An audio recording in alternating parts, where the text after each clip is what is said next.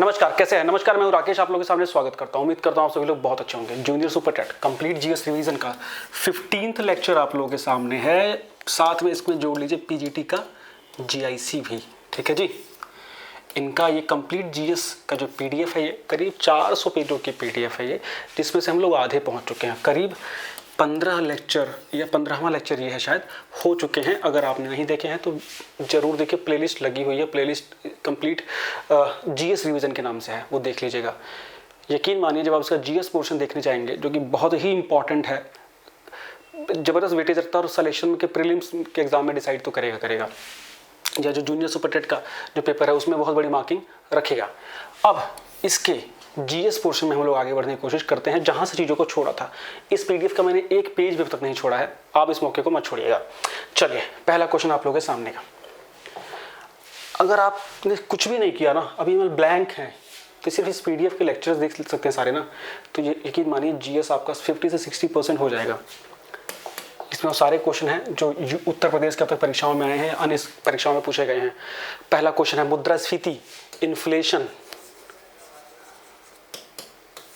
नापने के लिए, मेजर करने के लिए इंडिया में क्या कुछ इंडेक्स, कौन सा इंडेक्स यूज़ किया जाता है। तो इंडिया में इन्फ्लेशन नापने के लिए, महंगाई मापने के लिए दो इंडेक्स यूज़ होते हैं, एक तो WPI, एक CPI, ठीक है साहब। आपको पता है कि वर्तमान में जो हमारा इन्फ्लेशन मुद्रास्फीति है, तीन दशकों के सबसे ऊंचे स्तर पे है। करीब 12.6% इन्फ्लेशन में महंगाई दर पहुंच चुकी है। बताने की आवश्यकता नहीं है कि क्या क्या महंगा है। अब ये दोनों इन्फ्लेशन मापने के लिए यूज़ किया जाता है, लेकिन जो सरकार जो होती है वो मुख्य रूप से WPI के आंकड़े को प्रदर्शित करती है, उसके आधार पर नीतियाँ बनाती है, क्योंकि थोक मूल्य है ये। अगर इसको इस तरह भी देखा जाए, एक तो ये थोक मूल्य सूचकांक और ये कंज्यूमर प्राइस इंडेक्स, मतलब एक तो वो प्राइस जिस पे कंज्यूमर ले रहा है वो इंडेक्स ये है, एक वो सामान जो थोक मूल्य में बिक रहा है वो ये है। मतलब प्रोड्यूसर लेवल पे, प्रोड्यूसर जो किसान है उस लेवल पे जो सूचकांक है वो ये होगा, और जो कस्टमर खरीदता है उसका, उससे महंगाई का पता ये लगता है। दो इंडेक्स है ये, ठीक है। जो डियरनेस अलाउंसेस वगैरह घोषणा होती है WPI इंडेक्स के द्वारा घोषित होती है। अब इनके देखिए बेस ईयर अलग अलग होते हैं। पहले इसका बेस ईयर था, WPI का बेस ईयर पहले कितना था, 2004-05 था, जो कि अब चेंज करके 2011-12 कर दिया गया है। ध्यान दीजिएगा। तो WPI का बेस इंडेक्स कितना है, 2011-12। CPI का बेस इंडेक्स क्या है, 2012। एकदम ध्यान देना, इसको एकदम ध्यान देना है। ये 4 से 5 क्वेश्चन हमारे एक लाइन में खत्म हो गए। अगले क्वेश्चन की ओर चलते हैं तेजी से। इसमें इसी का एक्सप्लेनेशन दिया हुआ था, ठीक है। बेस ईयर मैंने बता दिया। बेस ईयर का क्या अर्थ होता है? बेस ईयर भैया एक पैमाना होता है जिसके आधार पे प्रभाव मापा जाता है, ठीक है, कि इससे यहाँ से इतना % इंक्रीज हो गया है। जो मान लीजिए वर्तमान में WPI का बेस ईयर 2011-12 है, तो अब जो भी महंगाई वगैरह होगी इसके आधार पे परसेंटेज गेन, परसेंटेज लॉस होगा, ठीक है, फ्लक्चुएशन। तो बेस ईयर चेंज करने से पूरे आंकड़े बदल जाते हैं। 2017 में ये बेस ईयर बदला गया है, ध्यान दीजिएगा। 2017 में बेस ईयर बदला गया है, इसीलिए 2-3 वर्षों में पहले जो महंगाई के आंकड़े बड़े कम दिखाई दे रहे होंगे आप लोगों को। एक्चुअली हुआ था क्या कि बेस ईयर चेंज करने की वजह से। चलिए अब देखिए नेक्स्ट क्वेश्चन की ओर चलें। अब कुछ इसमें ऐसी प्रमुख संस्थाएं जो आप लोगों को पेपर में पूछी जाती होंगी कि कौन सी कहाँ पे है। तो काफ़ी बड़ी संस्थाएं हैं जो कि मुंबई में स्थित है। तो मुंबई में कुछ प्रमुख संस्थाएं जिनका हेडक्वार्टर है उनको देखते हैं। LIC हेडक्वार्टर मुंबई में है। 1956 में LIC बनी थी। LIC कंपनी जिसका IPO आने जा रहा है, जो अपना 10% डिसइन्वेस्टमेंट जिसका होने जा रहा है, बॉडी उसका जो गवर्नमेंट का शेयर वो डिल्यूट हो रहा, ठीक है। उसके बाद CBFC central board of film certification, जिसको सेंसर बोर्ड जिसको बोलते हैं, sensor board of film certification, यहाँ पे 1951, ये भी मुंबई में है। इसके बाद RBI का हेडक्वार्टर मुंबई में है। SEBI का हेडक्वार्टर मुंबई में है। SEBI securities exchange board of India, जो इंडियन शेयर मार्केट वगैरह है सबको SEBI रूल करता है ना। इंश्योरेंस को कौन रूल करता है? IRDA, IRDA इंश्योरेंस की जो भी रेगुलेटरी अथॉरिटी है। RBI बैंकों का बैंक, हमारा फेडरल बैंक। NABARD भारत का ग्रामीण एक प्रकार से बैंकों के पीछे पुल का काम करने वाला, 1982 में। SBI इसका हेडक्वार्टर मुंबई में है। इसके साथ साथ कुछ ऐसे हेडक्वार्टर, ये मैंने फाइनेंशियल हेडक्वार्टर बताए अभी, कुछ ऐसे प्रमुख संस्थाएं जिनके मुख्यालय और अन्य अन्य जगह हैं। NASSCOM वाणिज्य क्षेत्र की प्रमुख संस्था है जिसका हेडक्वार्टर है नोएडा में, नोएडा।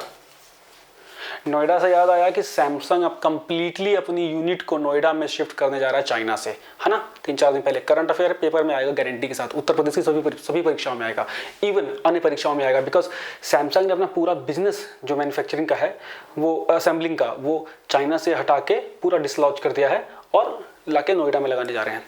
नेक्स्ट है PFRDA, जो पेंशन रिलेटेड जो होते हैं, है ना, जो भी फंड होते हैं, जो भी रेगुलेटरीज होती हैं, उस पर कौन बनाता है? पेंशन फंड के ऊपर जो भी रेगुलेशन होती है PFRDA, ठीक है। इसका मुख्यालय है नई दिल्ली में। सिडबी का मुख्यालय लखनऊ में है, इंपॉर्टेंट है। ट्राई का, जो टेलीकॉम इंडस्ट्री को जो रेगुलेट करती है, ट्राई का हेडक्वार्टर नई दिल्ली में है। इसके बाद अगर चलेंगे BIS, bureau of Indian standard, जो मार्का बनाते हैं हर चीज़ का, BIS मार्का, नई दिल्ली। CSIR बहुत इंपॉर्टेंट बॉडी है, central council for scientific research की जो है, इसका मुख्यालय नई दिल्ली में है। नेक्स्ट है CSO, बहुत इंपॉर्टेंट है, केंद्रीय सांख्यिकी संस्थान, इसका हेडक्वार्टर है नई दिल्ली में। भारत सरकार के फाइनेंस की नोडल एजेंसी है, फाइनेंशियल जो पेपर्स वगैरह रिलीज करते हैं वो यही रिलीज करते हैं। फिर ICMR, Indian council for medical research, बहुत इंपॉर्टेंट बॉडी है ये, 1911 में बनी थी, जिसका हेडक्वार्टर दिल्ली में है। हमारे कोविड की नोडल बॉडी यही है, नोडल संस्था यही है, सारे चीज़ें या कोई दवाइयाँ सबको मान्यता यही प्रदान करती है। कोई टेस्ट वगैरह है तो सब ICMR से अप्रूव होता है। इसके बाद अगर देखें प्रमुख संस्थाएं जिनका हेडक्वार्टर वियना में है, अंतर्राष्ट्रीय संस्थाएं, वियना पूछते हैं ना। पहला preparatory commission for nuclear ban treaty, headquarter कहाँ है इसका? वियना में है, ठीक है। PCNT, या ये देख लो सिंपल, न्यूक्लियर बैन के लिए जो ट्रीटी है उसका कमीशन कहाँ पे है? वियना में।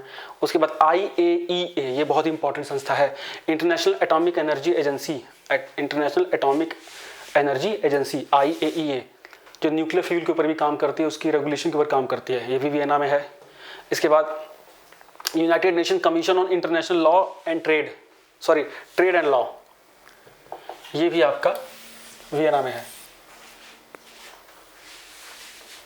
दूसरा United nation office of drug and crime, international money laundering information network और नारकोटिक्स कंट्रोल बोर्ड, ये अंतर्राष्ट्रीय स्तर की सारी संस्थाएं वियना में हैं, ठीक है। बहुत बढ़िया। नेक्स्ट, अब देखिए कुछ संस्थाएं जो जिनके हेडक्वार्टर जिनेवा में है, ये कभी आप भूलेंगे नहीं, इसको पता क्या करिए, कॉपी में गुच्छा बनाइए बीच में जिनेवा, अगल बगल ऐसे विंग्स मार दिए, सारे हेडक्वार्टर वहीं क्लियर। जिनेवा में क्या है? अंकटाड का ऑफिस है, संयुक्त राष्ट्र की एक संस्था है। WHO का हेडक्वार्टर है, बहुत बढ़िया। अंतर्राष्ट्रीय श्रम दिवस है, श्रम संगठन ILO, international labour organisation, red cross समिति जिनेवा, WTO,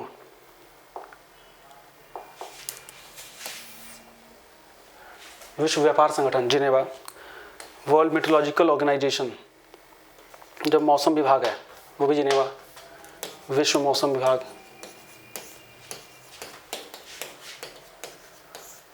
विश्व मौसम विभाग,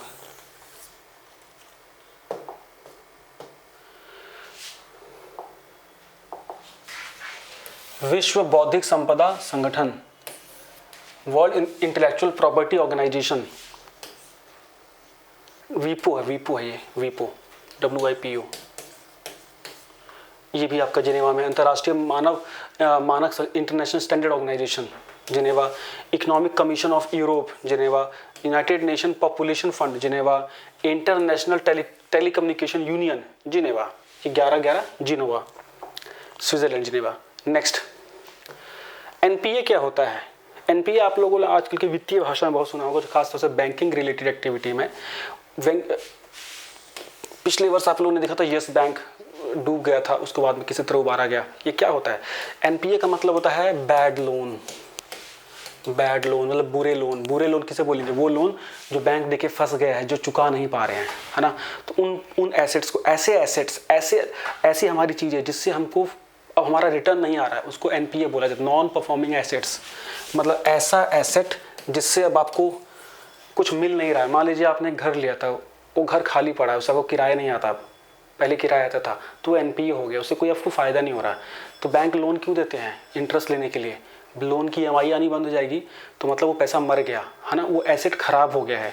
तो अगर ये एसेट ज़्यादा बढ़ते जाते हैं तो समझ लीजिए बैंक की माली हालत कमज़ोर हो रही है ना, बैंक के पैसे डूब रहे हैं। अगर एनपीए कम होता है तो समझ लीजिए बैंक मजबूत है। क्लियर है जी? देख लीजिए, आम भाषा में अगर 90 दिन तक अगर कोई ईएमआई नहीं देता तो उस पैसे को एनपीए में कन्वर्ट कर दिया जाता है और ये माना जाता है कि पैसा डूब रहा है, फिर उसकी रिकवरी के लिए कोशिश की जाती है। कोविड के दौरान आरबीआई ने मोरेटोरियम लागू किया था कि 6 महीने तक लोगों को पैसा जमा कराने से छूट दे दी गई थी ईएमआई वगैरह, कोविड की सिचुएशन देख के। वो एनपीए काउंट नहीं है उसके बाद, है ना। इस सिचुएशन को समझिएगा। अगर कोई लोन नहीं चुकाता है तो उसकी क्रेडिट हिस्ट्री खराब हो जाती है ना, और वो इन्फॉर्मेशन कहाँ पता लगती है? सिबिल पे। ये भी ध्यान दीजिएगा। आप लोग जाइए देखिए, बैंक में लोन लेने के लिए अगर आप जाते हैं तो सबसे पहले आपका ये प्रोफाइल चेक किया जाता है। हमारे पैन कार्ड से चीज़ें लिंक होती हैं और आपकी जितनी फाइनेंशियल एक्टिविटी होती हैं वो सिबिल में दर्ज होती हैं कि आपने पैसा लेके कैसे चुकाया है, बिल टाइम पे करते हैं क्रेडिट कार्ड का कि नहीं, आपने जो कर्ज लिया है उसकी ईएमआई टाइम पे भरते हैं कि नहीं। उसके आधार पे फिर आगे आपको लोन मिलता है, उसके आधार पे ही मिलता है। ठीक है, तो इसको बोलते हैं सिबिल। सारे बैंक इससे जुड़े हुए होते हैं। Credit information bureau India limited, HDFC bank ने इसको शुरू किया था, सभी बैंक इसको फॉलो करते हैं। चलिए नेक्स्ट है शैडो बैंकिंग। किसे बोलते हैं? शैडो मतलब छाया बैंकिंग, मतलब ऐसा बैंक जो कि बैंक नहीं है लेकिन बैंक की एक्टिविटी कर रहा है ना। ऐसी संस्थाएं जो बैंक ना होते हुए बैंक की एक्टिविटी करे उन्हें शैडो बैंकिंग कहते हैं। कुछ माइक्रो फाइनेंस कंपनियां होती हैं। ठीक है, ये पीडीएफ देखिए एमकृति ऐप पे इजीली अवेलेबल है, आप चाहें तो वहाँ से उसको अवेल कर सकते हैं। 400 पेजों की पीडीएफ है, वो जबरदस्त जीएस क्वेश्चन है। आज की जिसकी पूरी पीडीएफ की वीडियोस हैं, 14-15 वीडियो प्लेलिस्ट में लगी है, उसको देख डालिए, धड़ाधड़ कॉन्फिडेंस दूसरे लेवल पर जाएगा। वित्तीय समावेशन क्या है? वित्तीय समावेशन, फाइनेंशियल इंक्लूजन, ये शब्द आप लोगों ने सुना होगा, इस पे क्वेश्चन आते हैं। फाइनेंशियल इंक्लूजन का मतलब क्या होता है? फाइनेंशियल इंक्लूजन का मतलब होता है फाइनेंस के रूप में सबको समावेशित करना। वर्तमान में भारत में अभी आधे से ज़्यादा लोग ऐसे हैं जिनके खाते नहीं खुले हुए हैं, है ना। फाइनेंशियली रूप से वो दूसरी चीज़ों पे निर्भर हैं, या प्राइवेट या अनऑर्गेनाइज सेक्टर पे निर्भर हैं, जहाँ उनका शोषण होता है या जो बहुत हाई रेट ऑफ इंटरेस्ट पे उनको ट्रांजेक्शन करने पड़ते हैं। तो भारत सरकार की कोशिश है कि ज़्यादा से ज़्यादा भारतीयों का वित्तीय समावेशन हो, उनके बैंक में खाते खुले, उनको गवर्नमेंट के चैनल से लोन्स मिलें ताकि चीज़ें आसान हो सकें, वो अपनी सेविंग्स को बैंक में रखें ताकि वो नेशन बिल्डिंग में काम आ सकें। देखिए, वित्तीय समावेशन का अर्थ होता है देश के सभी वर्गों को वित्तीय रूप से जोड़ना, है ना। वित्तीय समावेशन से पहले भारत में फाइनेंशियल इंक्लूजन कम था। देखिए अभी भी लोग क्या है, अपनी सेविंग्स को गांव में घर पे रखना पसंद करते हैं, बैंक में रखना पसंद नहीं करते, या फेथ डेवलप नहीं होता है ना। तो क्या डेड मनी हो जाती है वो।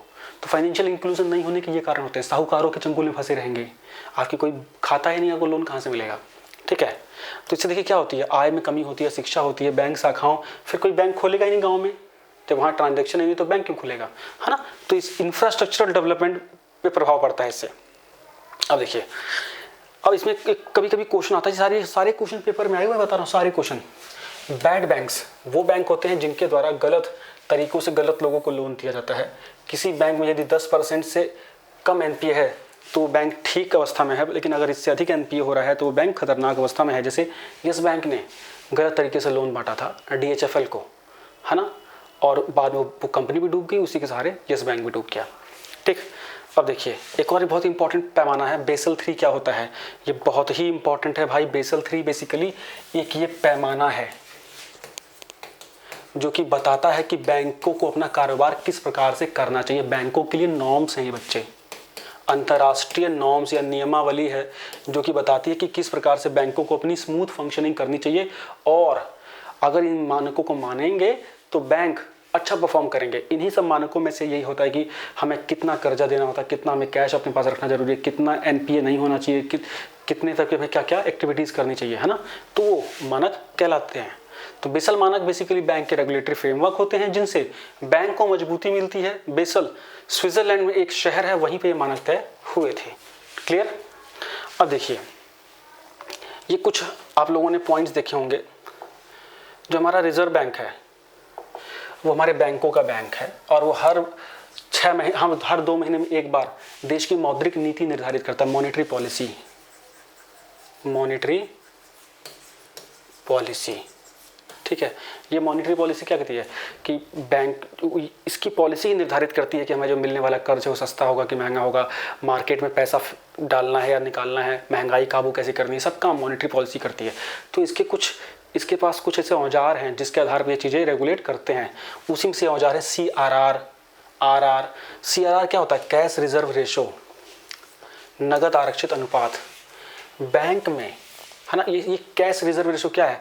बैंक के कुल निधि, बैंक के पास जितना पैसा है उसका कुछ हिस्सा RBI के पास उसको रखना पड़ता है जमा करके, है ना। मान लीजिए एक बैंक के पास 100 रुपया है तो उसे कुछ रुपए CRR के रूप में RBI के पास देने होते हैं इमरजेंसी के लिए, है ना। तो ये CRR की दर बढ़ती घटती रहती है, तो इसके कैसे फ़र्क पड़ेगा? मान लो बैंक RBI ने CRR की दर बढ़ा दी, मतलब बैंकों को अब ज़्यादा पैसा RBI के पास जमा कराना होगा, तो बैंकों के पास कम पैसा बचेगा, तो बैंक हमको लोन जल्दी दे नहीं पाएंगे, मार्केट में पैसा कम हो जाएगा। समझ रहे हो? अभी इन्फ्लेशन में सब बढ़िया है, सब मस्त है, इसकी दर घटा दी CRR की दर, बैंकों के पास खूब पैसा है, लोन सस्ता मिलेगा। अभी देखिए लोन सस्ता मिल रहा है ना आप लोगों को। आज से 2-3 साल पहले आप लोगों को 13-14% पे पर्सनल लोन मिलते थे, अभी 10% पर्सनल लोन मिल रहा है इसकी वजह से। अब देखिए रेपो रेट क्या होता है? रेपो रेट जस्ट इसका अपोजिट है।